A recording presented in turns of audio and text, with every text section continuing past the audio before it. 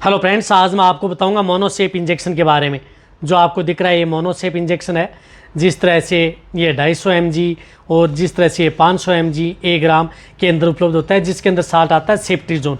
यानी मोनोसेप इंजेक्शन भेड़ बकरियों में क्या काम करता है, कितनी डोज देनी चाहिए, कौन सी बीमारी यदि पशु में हो जाए तो उस स्थिति में इस मोनोसेप इंजेक्शन का उपयोग भेड़ बकरियों में कराया जाता है। बहुत इस तरह के कमेंट्स आ रहे थे कि सर जो मोनोसेप इंजेक्शन है उसके बारे में हमें डिटेल से बताएं, कब कैसे देना चाहिए, क्या फ़ायदे हैं, कितनी डोज देनी चाहिए, किस तरह की स्थिति यदि भेड़ बकरियों में हो जाए तो इस का उपयोग किया जाता है। तो आज की वीडियो के अंदर मैं पूरी डिटेल से आपको बताऊंगा कि मोनोसेप इंजेक्शन भेड़ बकरियों में क्या काम करता है। वैसे जो मोनोसेप इंजेक्शन है ये ह्यूमन कैटेगरी का इंजेक्शन है, लेकिन ज़्यादातर जो आपके प्रैक्टिशनर हैं वह इस इंजेक्शन का उपयोग करते हैं भेड़ बकरियों में या छोटे एनिमल्स हैं उनके अंदर, और इसका रिजल्ट भी बहुत अच्छा मिलता है।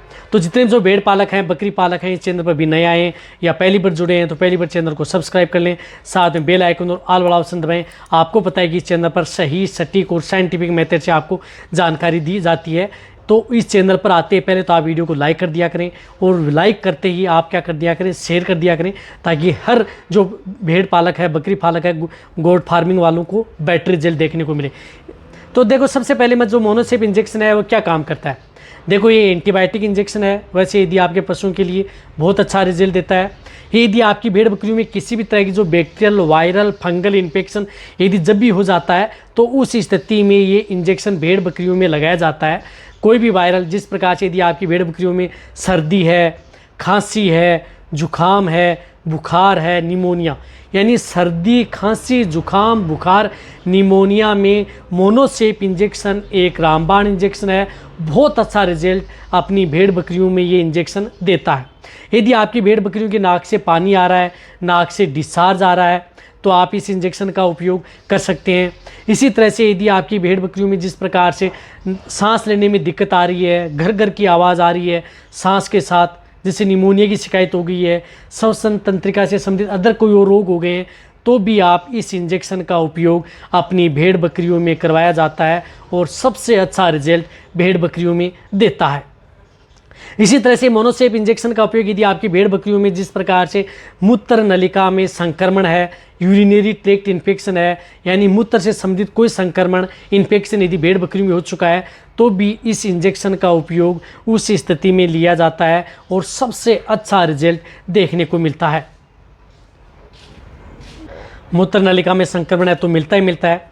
इसी के साथ साथ यदि भेड़ बकरियों में यदि थनों से संबंधित कोई दिक्कत है, मेस्टाइटिस यानी थनैला रोग यदि भेड़ बकरियों में हो चुका है, तो थनैला रोग के अंदर भी इस इंजेक्शन का उपयोग करवाया जाता है। वहाँ पर बहुत अच्छा रिजल्ट मिलता है। थन से दूध नहीं आ रहा है या खून आ रहा है या थन के अंदर सूजन आ गई है, तो इसको अदर जो इंजेक्शन लगाए जाते हैं उन इंजेक्शनों के साथ ये एंटीबायोटिक इंजेक्शन लगाया जाता है। बहुत अच्छा रिजल्ट ये देता है। लेकिन एक और बताना चाहता हूँ कि जो मोनोसेप इंजेक्शन है, ये इंजेक्शन जो एंटीबायोटिक इंजेक्शन है, ये इंजेक्शन आप अपने वेटेरियन के द्वारा या यदि उस तरह की दिक्कत हो जाए तो आप ये इंजेक्शन लगवाना चाहिए।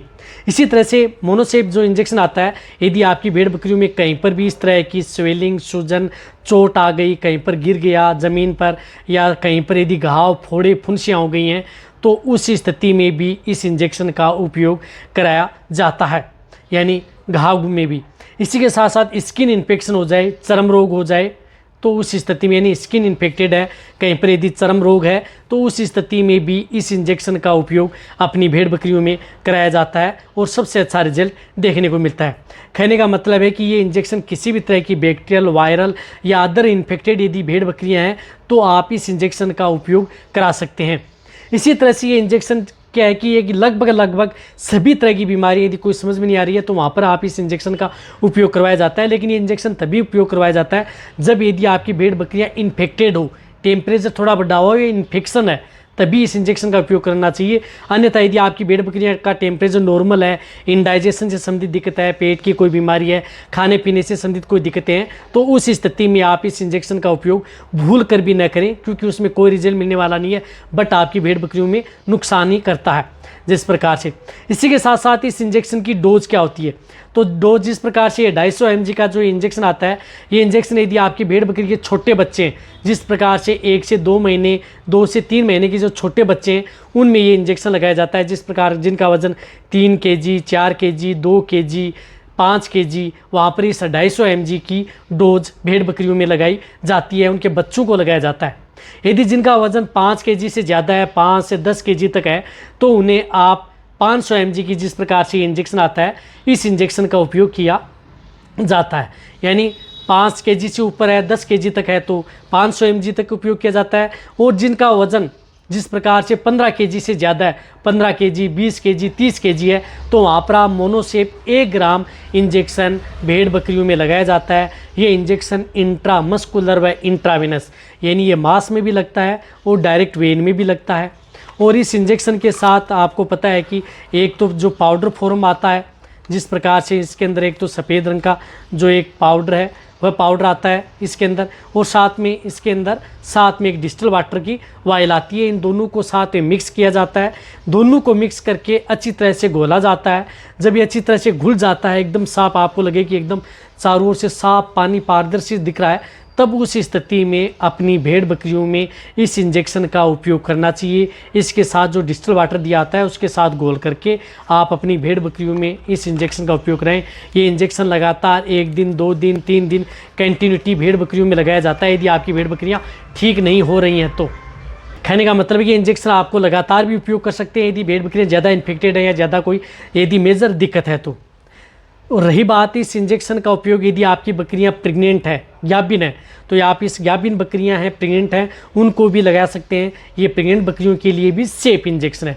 कहने का मतलब है कि ये सेफ इंजेक्शन है, लेकिन ये इंजेक्शन आप अपनी भेड़ बकरियों में दोनों रूट से, इंट्रामस्कुलर व इंट्रावेनस डोज से, इतना महंगा इंजेक्शन आता नहीं है। साथ में इस इंजेक्शन को सबकट आपको उपयोग नहीं करना है, यानी त्वचा में ये इंजेक्शन लगता नहीं है। और जब भी आप अपनी भेड़ बकरियों में इंजेक्शन लगाएं, आप आराम से धीरे धीरे आप इस इंजेक्शन को लगाएं। ऐसा नहीं कि बहुत जल्दी आप पुश करें, आराम से लगाएं ताकि आपकी भेड़। एक और बताना चाहता हूं कि ये इंजेक्शन कभी भी आपकी बकरियों में इरिटेशन पैदा नहीं करता है। कहने का मतलब है कि जब ये इंजेक्शन लगाते हैं तो भेड़ बकरियां चिल्लाएंगी नहीं, कोई जलन पैदा करेगा नहीं। इस बात का भी आपको ध्यान में रखना है कि कोई इस तरह के कमेंट्स करते हैं कि सर ये इंजेक्शन जलन पैदा करता है क्या जब भेड़ बकरियों के लगाते हैं, लेकिन ये इंजेक्शन नहीं करता है।